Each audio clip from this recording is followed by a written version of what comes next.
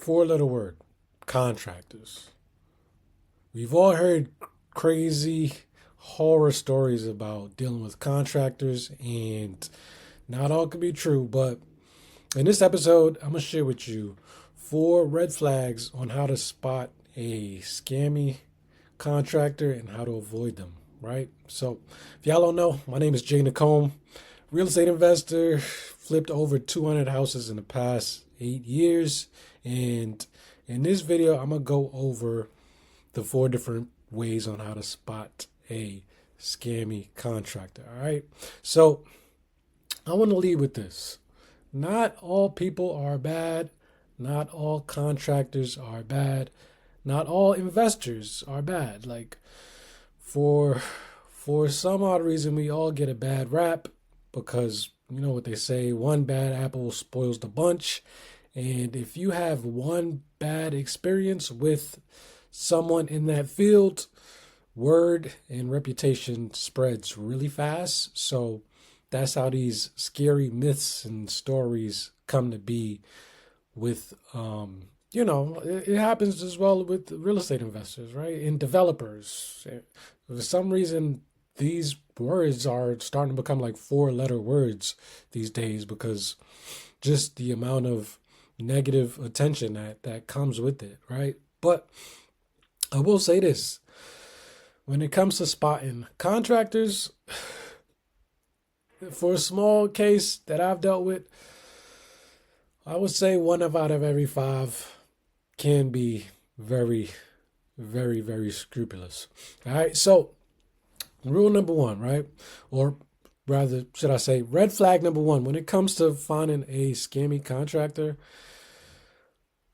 one thing to really keep in mind of is you can ask them a quick question like, hey, if I do decide to select you and we move forward, or do you feel comfortable with completing a 1099?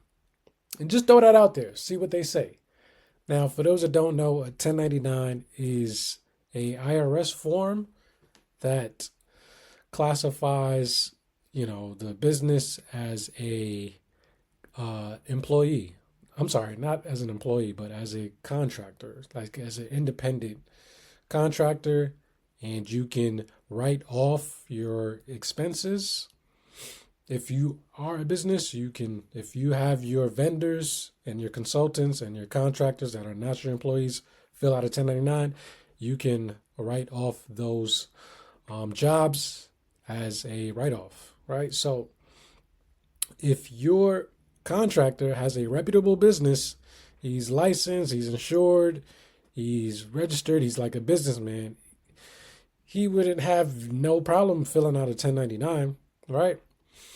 But on the other hand, if you ask them, hey, can you fill out a 1099, and they start to get defensive, yeah, that's where you gotta say, you gotta think twice. You gotta take a step back, think twice, and be like, hey, is this guy running a reputable, legit business?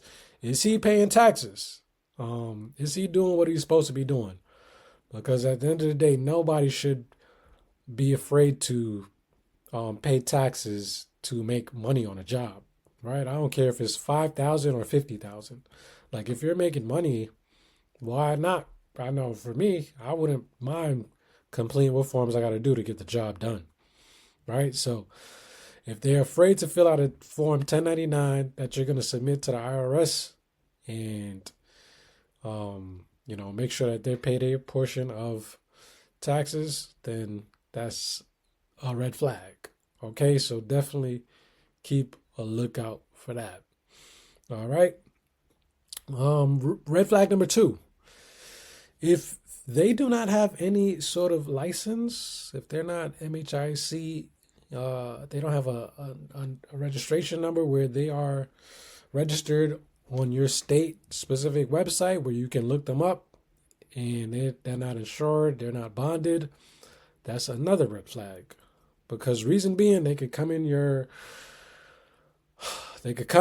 project, they could come in your job site, they could come in your home and do all types of janky work and not be held accountable, not be held liable for it at all. And also, too, if they have an employee, right? If they have an employee that That's a bad apple that comes in, whether that's steel materials or steel supplies on a job site, or there's any disputes, you have no sort of recourse to come back at that contractor if he's just Joe Smo from around the corner, right?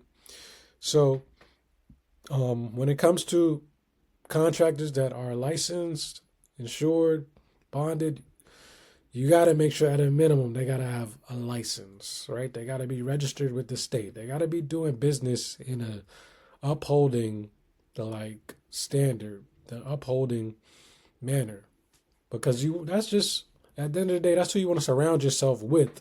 That's the type of vendors and companies and businessmen that you want to be around if you want to be in the game for the long term, right? If you're looking for just a quick flip and you just want to be in and out for a project to make a quick buck, sure, go ahead and hire whoever you want to hire. But if you want to be in this business for the long run, highly, highly recommend only working with licensed, insured contractors. All right, because that can help you avoid a lot of negative things that people tend to talk about when dealing with contractors, which leads into my my next point, number 3, upfront payment.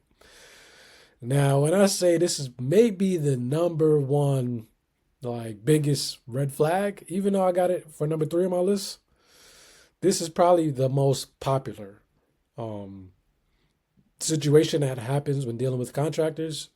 You would either hear one or two things like, oh man, my contractor, he just left the job site incomplete.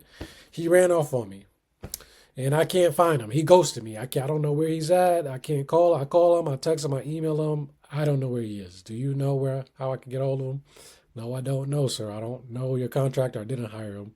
Right? That's one big complaint about contractors. Or number 2, like, oh man, I paid my contractor up front and he told me to pay him half, and then I paid him and then I never saw him again. Like, what should I do? Right? Or both. Right? They'll either ghost you, they'll either tell you to pay up front, or number 3, they'll do both, right? They'll ghost you and take your money from up front and you'll have no recourse. Now, this is very common again because I think people just Google contractors and be like, hey, let me just hire this person, or they might get a referral from Facebook or something and see them on Instagram, see a clip like, oh yeah, he must knows what he's doing. He must run a reputable business. Let me just hire him, without doing the proper due diligence to say, wait, does he have a license number? Is he registered with the state? Is he insured? Is he bonded?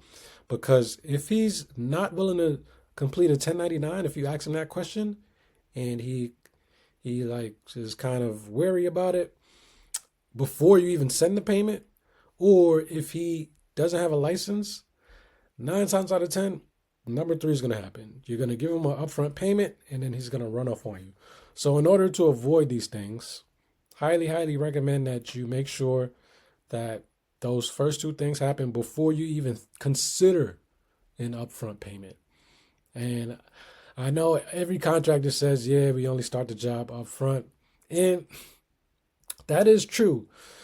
So I'm not going to say that all contractors don't deserve to get paid up front. But I will say that you, as the job owner and as the business owner, you got to make sure you have systems in place. So that way, even if you consider them for the job, that you mitigate the chances of them running off, right?